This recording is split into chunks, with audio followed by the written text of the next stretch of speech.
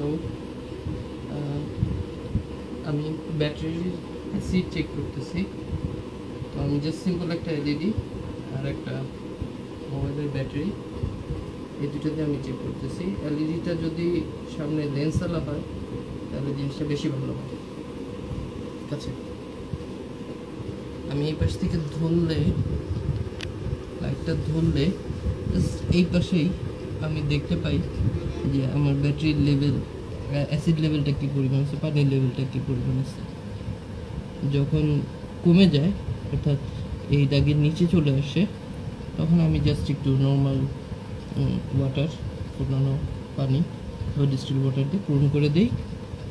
আচ্ছা, আর আমি নর্মাল 12 ভোল্টের চার্জ অ্যাডাপ্টার দিয়ে এটা এখন চার্জ দেবো।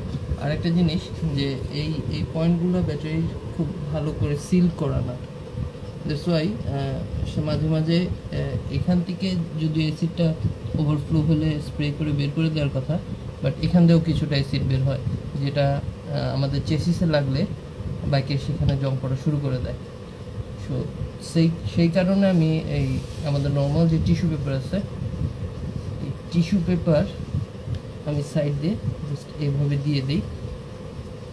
এতে করে যখন আমার রানিং অবস্থায় যখন ওভারফ্লো করে, তখন রাদার ছড়ায় যাওয়ার থেকে এই টিস্যু পেপারটা অ্যাসিডগুলোকে চুষে নেয়।